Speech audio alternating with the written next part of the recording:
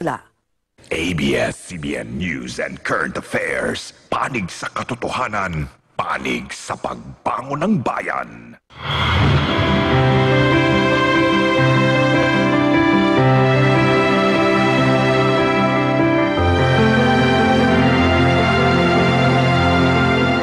Peligro ang inabot dahil sa karamdamang bumigla sa kanya. Nalagay sa panganib, maging ang sanggol sa kanyang sinapupunan. 10 araw na comatose at nabura maging mga alaala sa kanyang isipan. Ito ang kwento ni Bettina Del Rosario na sinorpresa ng isang karamdaman sa utak na nagdulot ng halos 6 na taon na pasakit sa kanya. Ako si Ces Oreña Drilon. I survive.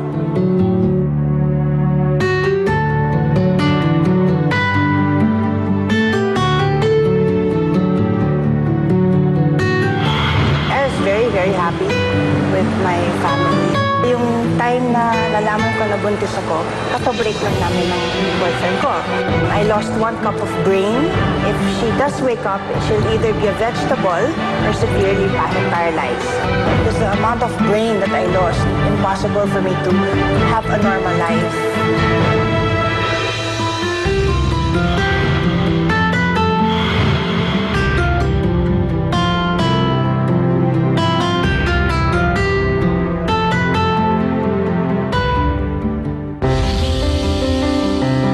Pagkabata, batid ni Bettina Del Rosario na hindi siya tunay na anak ng mag-asawang Manolo at Angela Del Rosario.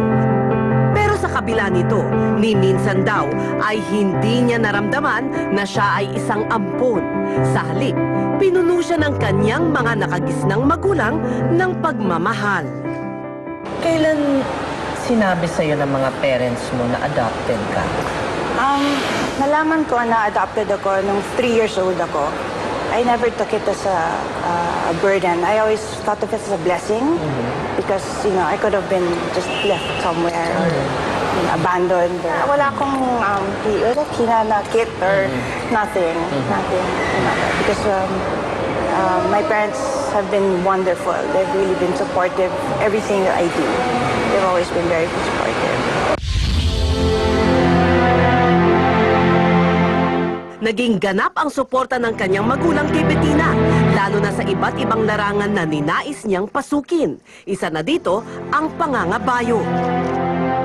Nung pagiging teenager mo naman, ano ang naaalala mo? Nung teenager ako, sports kasi yung anak ko eh. Sumasakay ng kabayo, nag-jump ako, nag-competition. So, aktibo ka? Yes. In high school, I was in the basketball varsity for 3 years. Wow. And then I quit because I was more into horseback riding. May tuturing na larawan ng isang perpektong buhay noon ang mayroon si Bettina. Pero mistulang nayanig ang lahat nang umibig siya sa isang lalaki.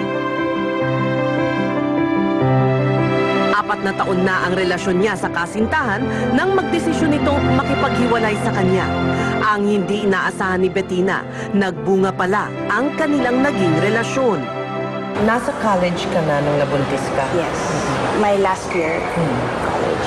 Aksidente ba to o pinlano niyo? No, it's an accident. Kaya yung time na nalaman ko na buntis ako, kato-break lang namin ng boyfriend ko. So talagang Malaking problema. malaking problema. Ang tila dagdag na sampal pa sa kalagayan ni Bettina noon ay ang pagdududa ng ama ng kanyang ipinagbubuntis sa kanyang kalagayan. Ayaw maniwala. Yung sinabi ko sa kanya na buntis ako, sabi niya, sabi mo lang yan para balikan kami. Ano pa bang dapat natin pag-usapan? Tapos na tayo, di ba? Buntis ako. Huwag na tayo maglokohan. Nagpipils ka, di ba? That was his first reaction, which was also very painful because, you know, we've been together for 3-4 years and then that's what, but he didn't believe, so sabi ko, okay. Kahit samahan mo pa ako sa doktor, buntis talaga ako. Hindi naman talaga yung tiyan ko. Mama siya, nakita niya yung ultrasound, nakita niya na buntis talaga ako. Pero it took months pa bago natanggap niya na buntis talaga ako. Sa kaso ni Bettina, mangingibabaw ang masakit na emosyon ng pakikipaghiwalay ng nobyo sa kanya. Sasabayan pa ito ng isang mabigat na karamdaman na maglalagay sa kanya at sa sanggol sa kanyang sinapupunan sa bingit ng kamatayan. Ang babaeng may daladalang sanggol sa kanyang sinapupunan ay ang pakiramdam para bang kompleto ka na bilang isang babae. At syempre, punong-puno ka ng kagalakan, excited ka, meron ding pangamba dahil yung panganganak hindi naman karaniwang bagay yun.